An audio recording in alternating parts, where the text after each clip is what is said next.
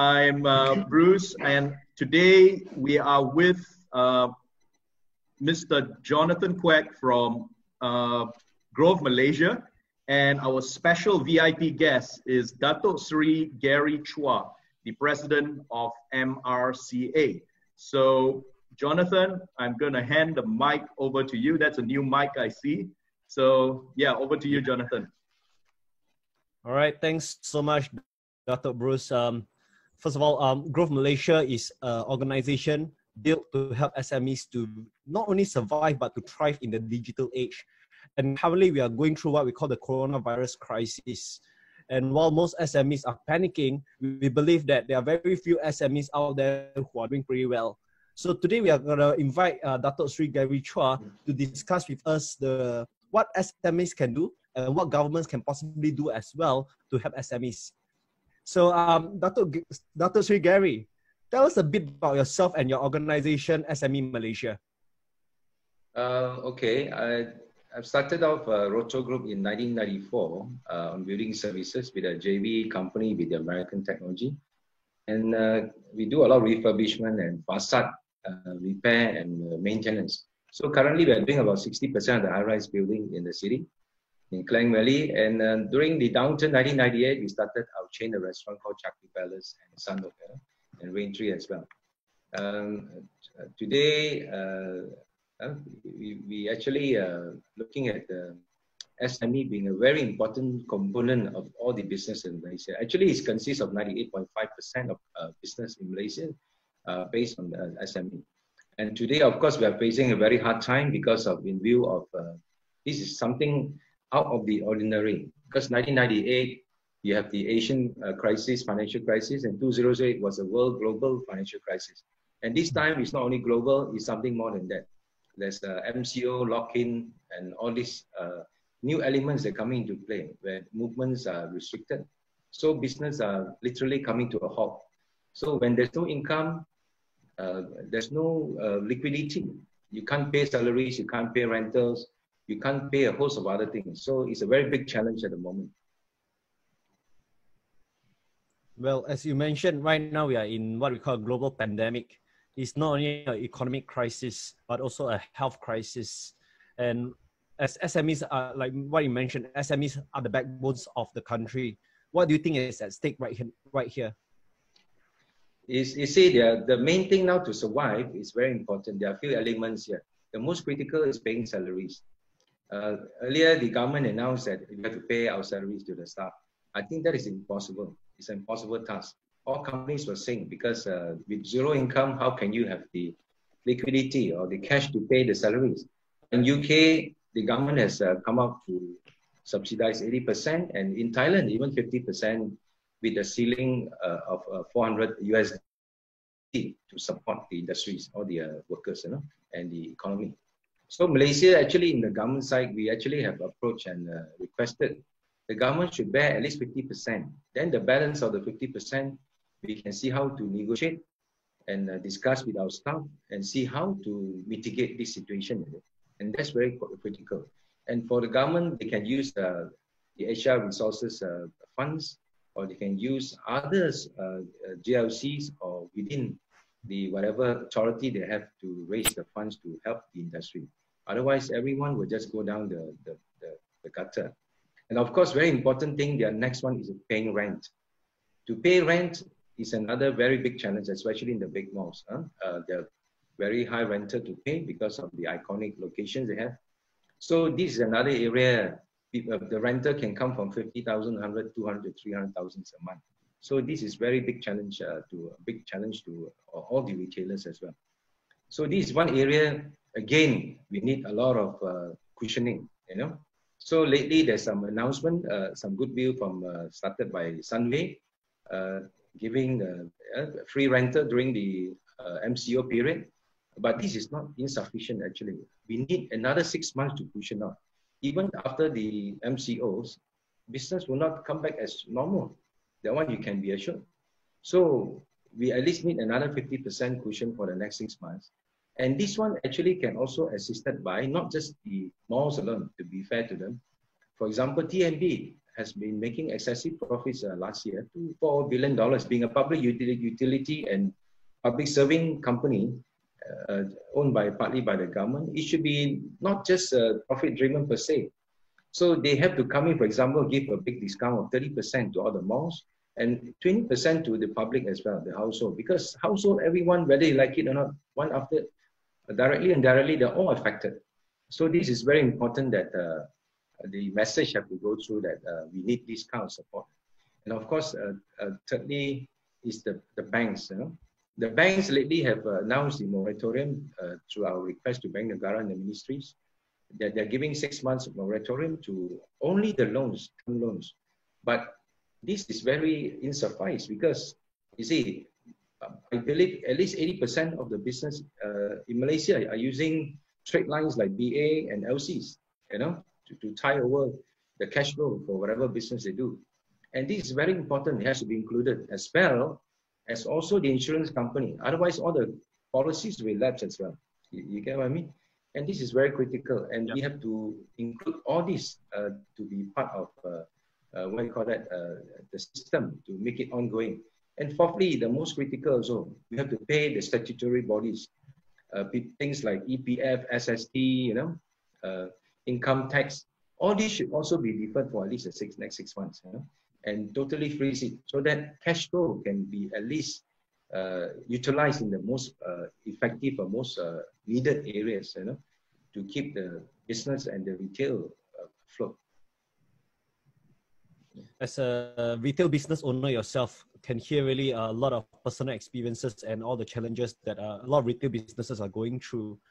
And I'm going to ask a very sensitive question here is, do you think the government has done enough at this point of time during this very difficult period of time for retail owners?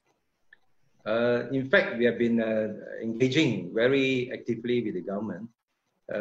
We actually felt that, and in fact, told very clearly that the whatever measures taken is probably can only kill a mini tsunami. But now we have a big tsunami coming, and this is one of things. Either you can deal with it, and that's it. Just like a town can be totally wiped out by this tsunami, so the whole economy, the whole country can collapse. So very drastic, bold, and firm decisions has to be made by the government to spearhead this.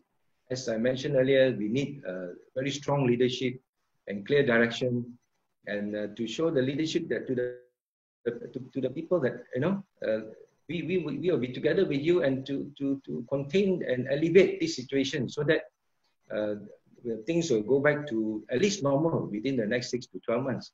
Another area, I believe the public and the business sector, as far as I've spoken to many of them, they don't care whether the country has money or no.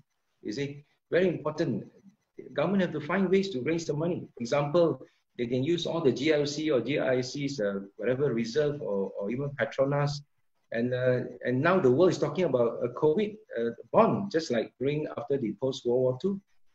They are using all these bonds to keep the country afloat and also to boost the economy in the fastest possible time, you see. And this is very important, you see. Otherwise, if the economy collapse, everyone will be out of job. Can you imagine, especially the B40, the most concerned are the B40s and even the N40s.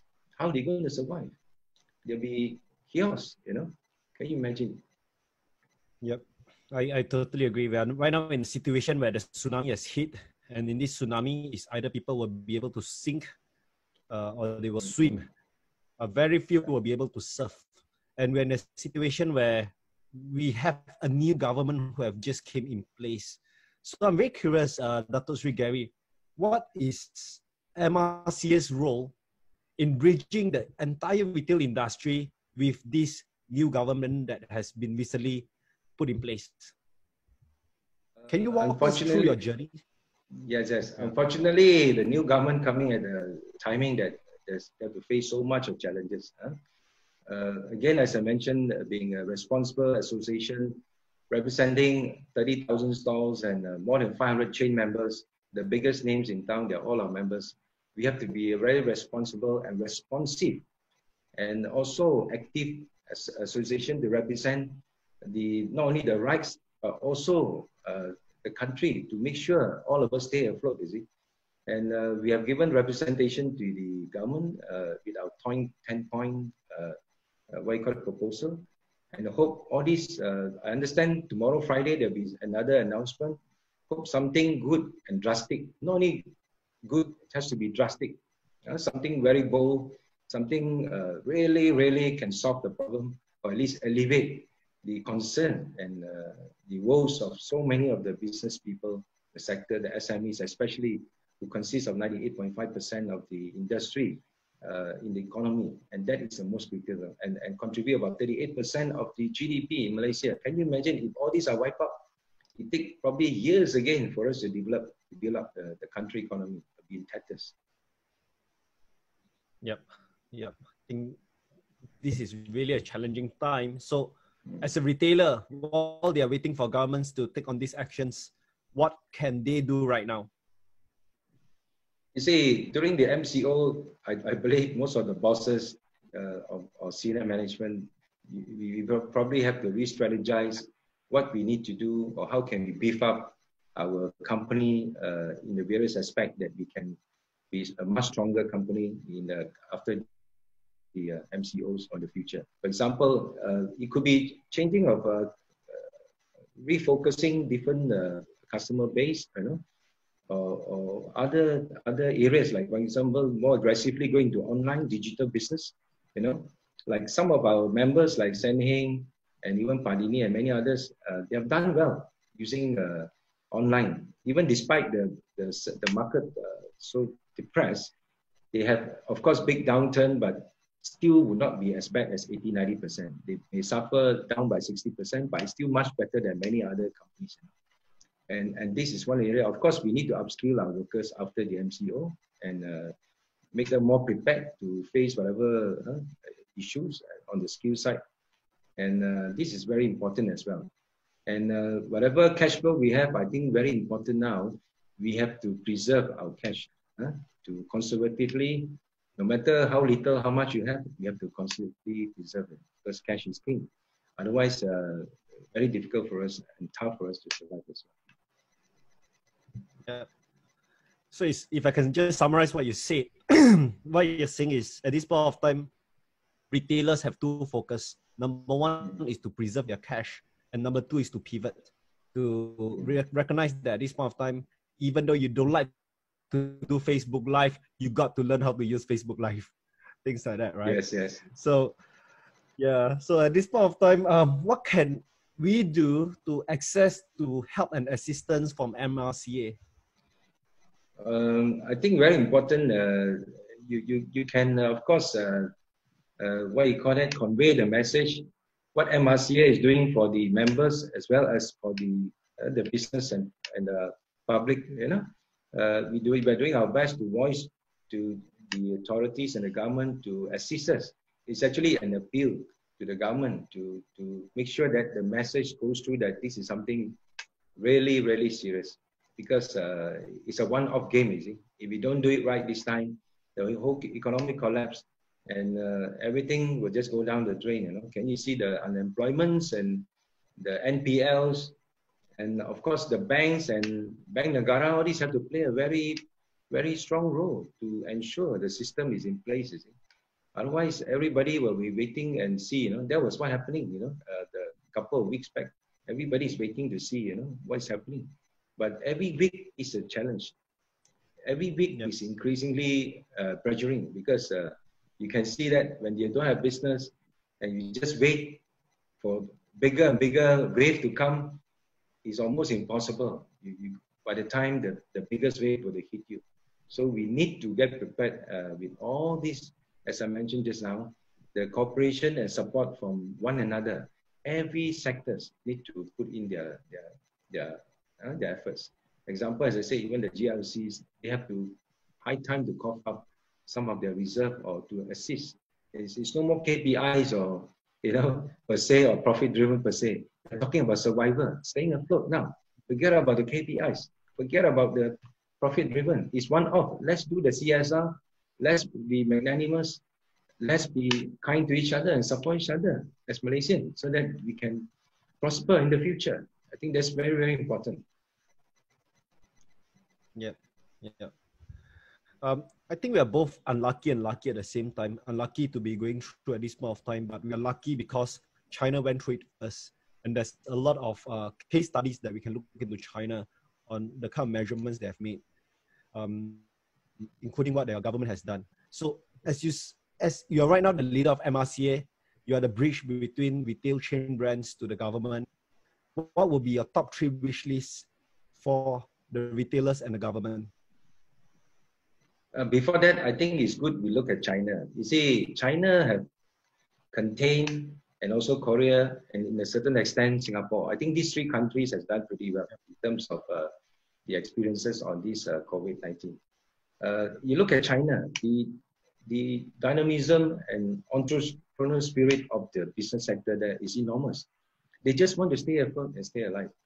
You see, during the downturn, you see what happened? Many of them, they go into areas where there's an emergency need. For example, medical supplies from masks to sanitizers and medical equipment. Some even invested in new machinery, and some moved into this area, at least to buy time, at least for the next 6 to 12 months. And now there's a big surge for the exports from China as well, for these medical supplies.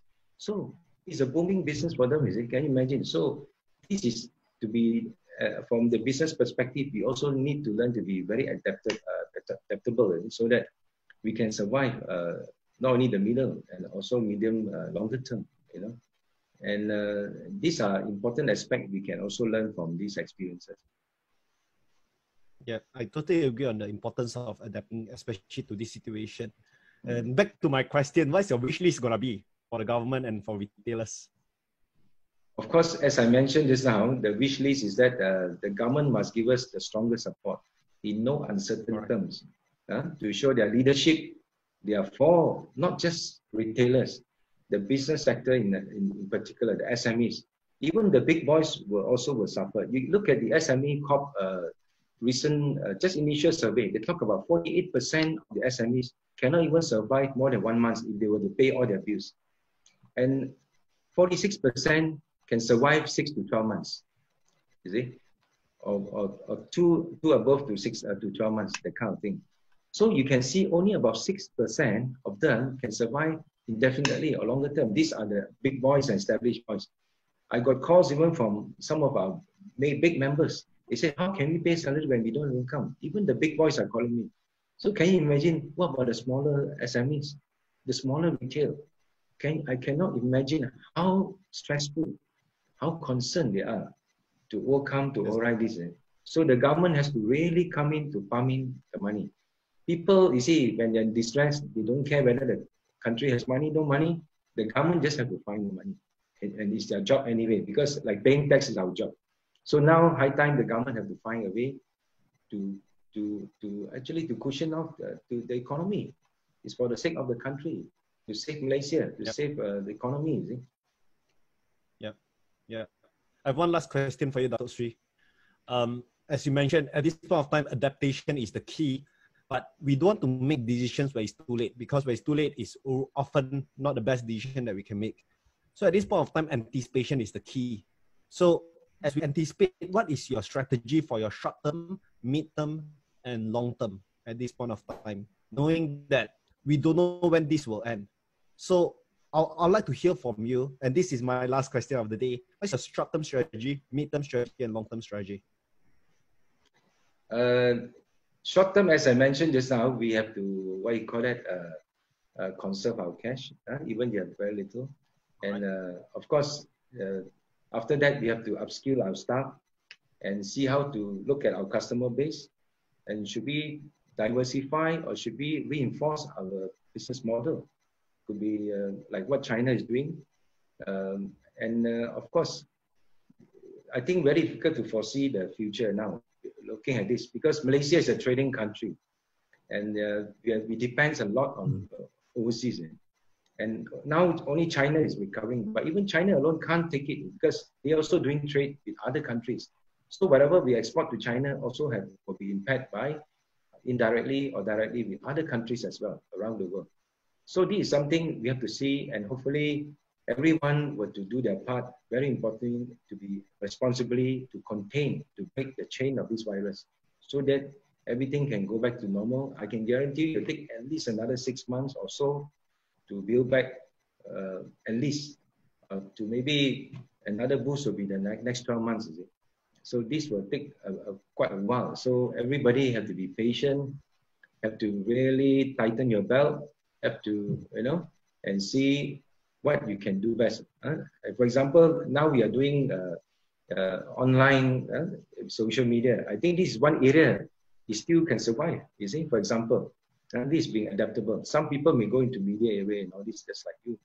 And I think very important, the key thing is still the government must play their very, very major role. I would say that needs the leadership to drive the whole country, the economy, and give us a confidence so we can support the government in the 100% way. Because we are doing national service, we hope that the government is also supporting us and we are supporting the government 100% to make sure that we will sail through as a country, as one Malaysia. I think that's very important. Amazing. Thank you so much, Datuk Seri Garry. If there's few things I learned from you is, at this point of time, the key here is not only to adapt, but also to anticipate. And if I were to summarize this entire 20 minutes that we had, you shared with me 3 very key important lessons. Number 1 is you need to preserve your cash right now. This is the time for you to reduce expenses. All those things that's nice to have, you no longer need it. You got to preserve your cash. Number 2, you got to pivot. You mentioned a lot about your people having to upskill, and you as a business owner as well, you got to upskill. You got to go and do things that you're no longer comfortable. A lot of business owners are telling me they're not comfortable appearing in front of the camera like this at home, but the fact is you got to do it because you just got to pivot. Even in your business as well, you got to pivot. If you're formerly very traditional, everything offline, at this point of time, you got to move online. And the number 3 lesson I've learned from you is you got to plan, because the new norm is going to change. Because as people continue to go through what we are going through right now, a lot of habits will change, a lot of things will change. And as a business owner, every single day you got to plan. So thank you so much, Datuk Seri Garry Chua, and thank you so much, Dr. Bruce. It's been a pleasure to speak to both of you. Before I end on both of you, I'd like to hear one of the biggest advice you have for every SME out there. If there's one thing you feel that everyone should hear, what would it be? So I'll go to Datuk Bruce first, right? And then I'll go to Datuk Seri Garry. Yeah, if there's one thing you feel that every SME should get from this, what would that be? Thank you very much, Jonathan. You summed it up very, very nicely. And I don't have much to add from what our president of MRCA has already espoused so succinctly. But I'll just say that we are living in extraordinary times. And I'm saying we should draw strength, not just from ourselves and from our people. We should also, right now, like what we are doing, reach out and approach this collectively. And because with this, then our voices are amplified and can be heard. And what we need are good leaders, exemplary leaders who have the gumption to take our fight for our rights and help us all together survive this, because it's extraordinary times. It's no longer just the financial markets, or something. This COVID-19 virus affects every one of us, and it's every one of our responsibility to ensure not only the survival, but the aftermath as well, and the recovery and eventual return to the path of growth. Thank you. Dr. Seri Garry. All right, thank you so much.